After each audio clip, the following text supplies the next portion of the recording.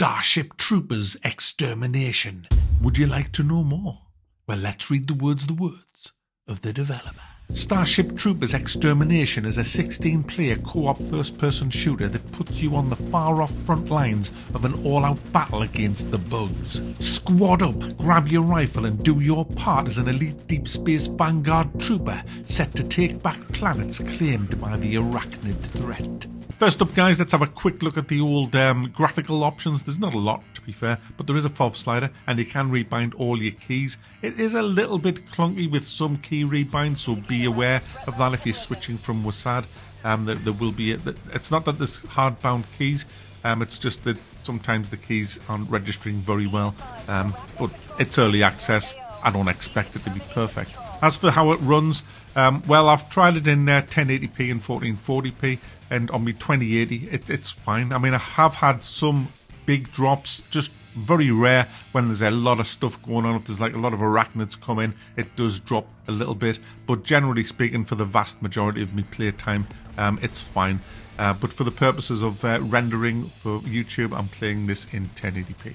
So what's it like then? What's the game like? Well, it's a game I've been waiting for years, for 20 years for this kind of game where you can actually feel like you are doing the Starship Troopers thing, you know? You're on the planet with your gun, with a huge group of people. Well, 16 is not exactly huge, to be fair, but it's better than like 4 or 5, which is what you normally get in games. So the 16 is running around with tons and tons of bugs, all manner of types of bugs as well. There's your basic frontline arachnids, there's tiger bugs, flying bugs, artillery bugs. Pretty much a lot of the stuff that you see in the movie is in this game, and it does the most important thing. It represents and gives you the feel that you're in the movie. You'll stick your lips out all the time as you just got bugs all around you, and you're just firing your machine gun off, looking at your ammo count, hoping you're not going to run out, and when you do, well, you're pretty much dead. There's 3 different classes you can play in the game. I've been playing the Heavy, which has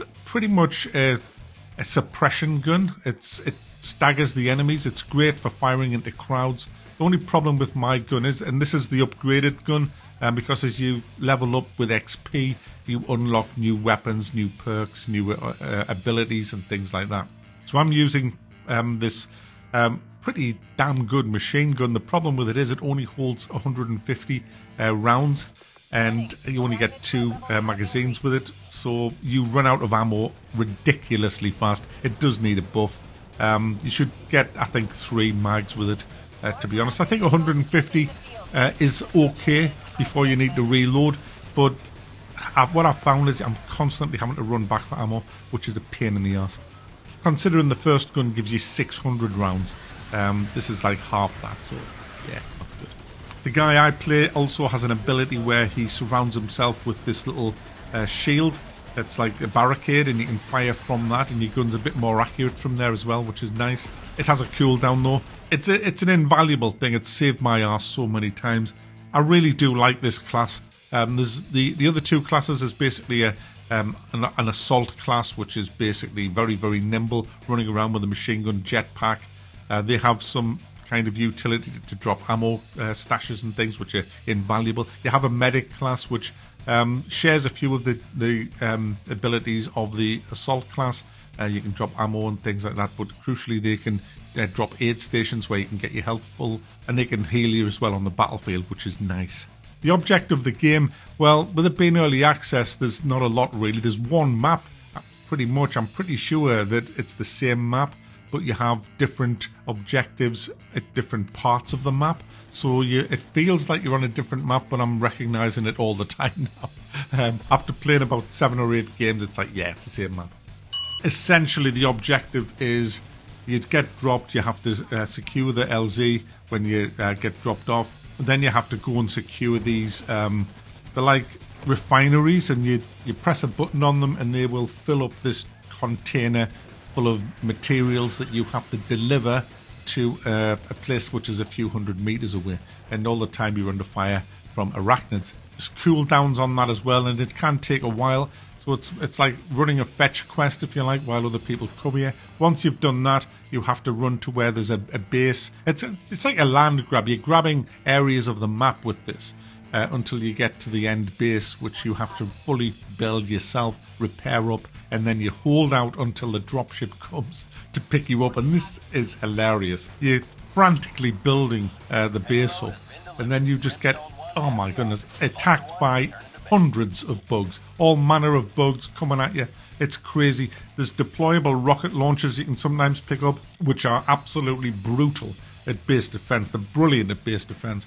And the bugs are trying to take down the center of the base, this arc thing, and you have to keep repairing it, keep that up. And if you can let that send the signal out, I think it's a signal that it's sending out. It takes up it's got to get it to 100%. Then you'll get a dropship come, which won't land in the base. He lands outside the base, usually about 250 meters away from the base. And then you have to get to the chopper.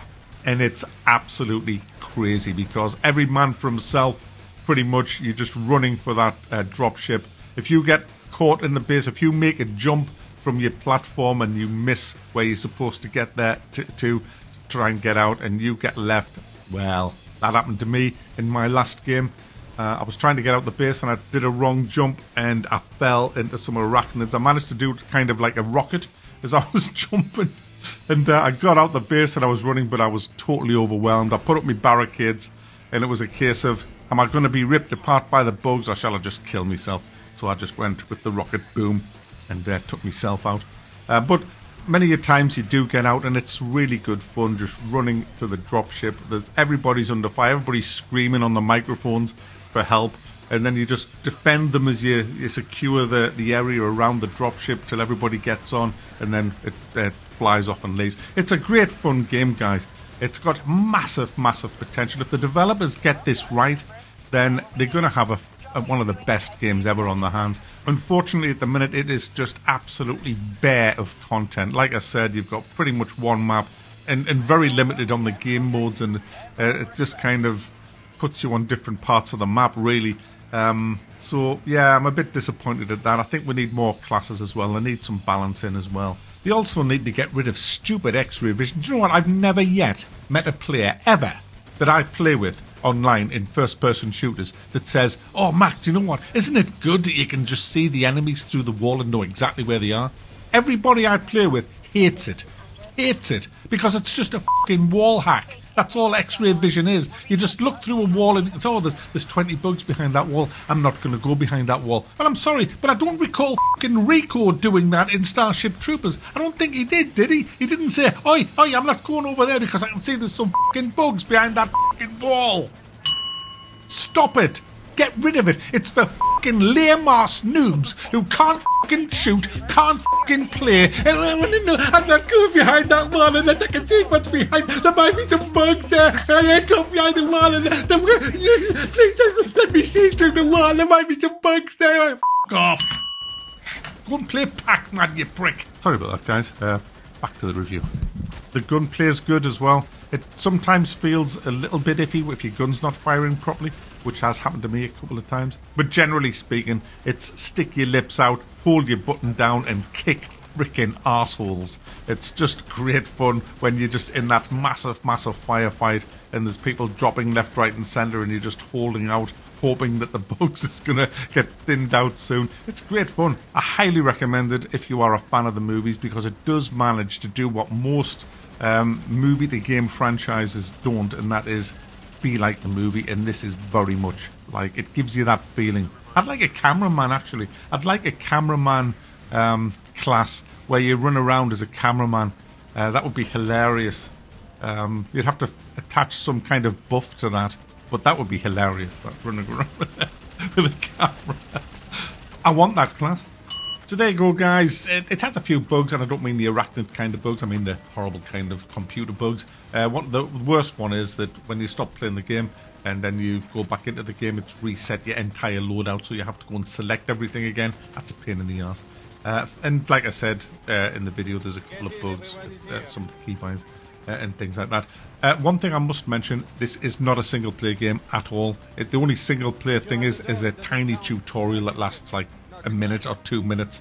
It's purely co-op, so there is no bots, there is no single player. I don't know if it's ever going to happen in the future, but this is completely multiplayer at the moment, co-op. There's no PvP either. So there you go, guys. Starship Troopers, it's worth a buy.